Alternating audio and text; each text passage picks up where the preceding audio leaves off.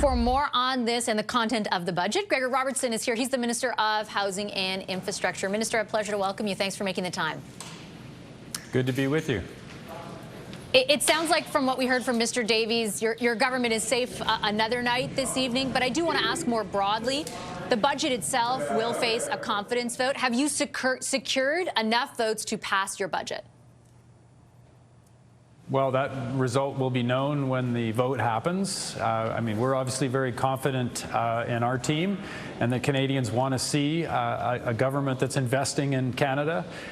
We want to come through this budget strong and be able to roll out all of this investment, particularly for me in housing and infrastructure. It's an unprecedented level of investment. We are very hopeful that we'll see support from other members in the other parties. They've got to make that decision for themselves, but certainly we're going to bring that forward confidently, and we know Canadians support that. I have a number of questions on what this budget does and doesn't do for housing in a moment. But I wanted to ask you, because I have spoken to leaders or members of all the different parties, and in particular where the NDP and Bloc are concerned, both have expressed the sentiment from their perspective that your government did very little to consult or include their ideas in this budget. Why is it that your government acted more like a majority introducing this budget than a minority, which it actually is? If you look at the budget the way that it's put together right now, and I'll speak from my perspective as Housing and Infrastructure Ministry, we have investments that are huge scale in ridings right across the country, in communities, cities, towns across Canada. Doesn't matter if it's a red seat or a blue seat or an orange seat or a green seat, we are investing in all of Canada.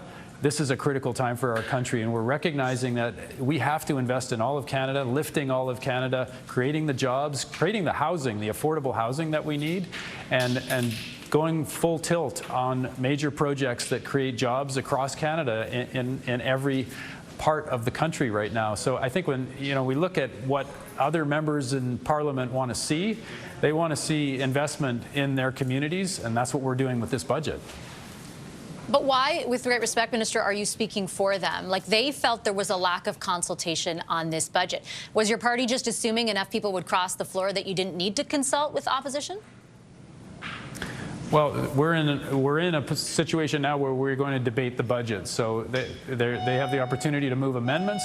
There was an enormous amount of engagement with Canadians through the summer and fall that was done to hear from Canadians. What do they want to see in the budget? We obviously put forward a platform last spring and were elected. 169 of us were elected with a mandate to deliver at a critical time for Canada right now, to invest in affordable housing, to make sure we're working in partnership with Indigenous people across Canada, to make sure that we're focused on our strengths in Canada when the world is in a very unsettled place right now and our relationship with the U.S. is tough. We are delivering a budget that responds to what people told us during the election, what people told us all summer and all fall, and members of Parliament have an opportunity to debate that and move amendments now as we go into the budget votes. I'm glad, Minister, that you brought up the platform, because it's against your party's platform that the backdrop of that platform that I want to ask you about your file and what is and what isn't in this budget. Your government billed this budget as transformative. The finance minister called it 25 times in his budget speech generational. But on your file specifically, it appears to be anything but. Two examples, the centerpiece of your housing policy, and I lean on analysis here from Mike Moffat. The new agency that you created gets only about half the money allocated that you promised it would during the campaign. A second example, you've watered down incentivizing the reduction of development fees. In the platform in the campaign, you said there would be a requirement that development charges be halved, and the budget simply says substantially reduced. What is transformative, Minister, about any of that? Well, first of all, transformative in terms of scale. I mean, right now, in this budget, there's $13 billion that's dedicated to affordable housing, which is unprecedented in a single budget. And obviously, there are future budgets that can follow up on that work. Build Canada Homes is the biggest single investment in non-market housing, affordable housing for Canadians that we've ever seen. And we are rolling that work out with purpose right now. With development charges, that's basically, as a former mayor, you invest those development charges into infrastructure in the cities and towns to build housing, to make sure you've got the water and the wastewater and the roads and public transit. $51 billion is dedicated here in this budget alone into that infrastructure, which is remarkable. It's a lot to move forward with and invest. I'm very confident in our ability to do that. Those are huge investments. Actually, the infrastructure investment goes far beyond what the development charge commitment in the platform looked at. So we're respecting that local communities need to invest in that infrastructure to build the housing and make our communities better with community centers and schools and hospitals. We're taking that step with this budget, and we expect other members of Parliament to support that if they want to see investment in Canada at this scale. Minister, with respect, I do have to push back on the idea that those development charges are warranted. The issue with the previous government, which was also a Liberal government, was that they put out this pot of money for either infrastructure or housing to municipalities and loosely said this will incentivize a decrease in development fees. If development fees stay where they are, then that disincentivizes an increase in supply. That has been advocated to your government loud and clear. Why did you water down the language? And why tonight are you saying, hey, those development fees are all for a good cause? No, what we're saying and what we're doing is we are investing in the infrastructure in a partnership. And we require the provinces, the territories, the cities to reduce their development charges to get that funding. So basically, it's reducing or eliminating the development charges in many cases and getting the investment directly into the infrastructure, which is what they would use that for. So we're seeing a much greater amount invested in housing and community infrastructure than there was in development charges. So we're going beyond what was committed in the platform in this budget, and we're making sure that it's driving directly at infrastructure, that the community centers, the water, the public transit that our communities need, and the jobs that it creates to create that infrastructure.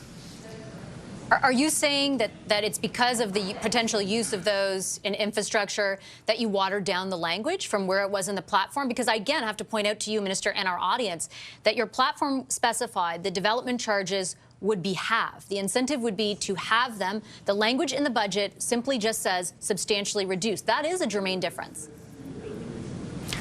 Well, we don't know exactly how much it'll be reduced in each jurisdiction. So if they want the infrastructure investment up to you? That we're putting on the table, if we put the infrastructure investment forward, they have to reduce their development charges. So the uptake is going to be up to those communities. If they want infrastructure investment, it's there for them. They got to reduce their development costs and bring down the cost of building the housing. So we're making the investment. We're making actually more dollars available than that 50% reduction would suggest. But what's the expectation? To be clear tonight, for municipalities and their leaders watching this evening, what is the expectation in order to receive that giant pot of money that you explained for infrastructure? What is the expectation that they lower their development fees? Like, by how much? By the dollars that are invested in the infrastructure. It's basically development cost charges goes to housing infrastructure, community infrastructure. That's where almost every city and town is investing it. That's why they raise those funds.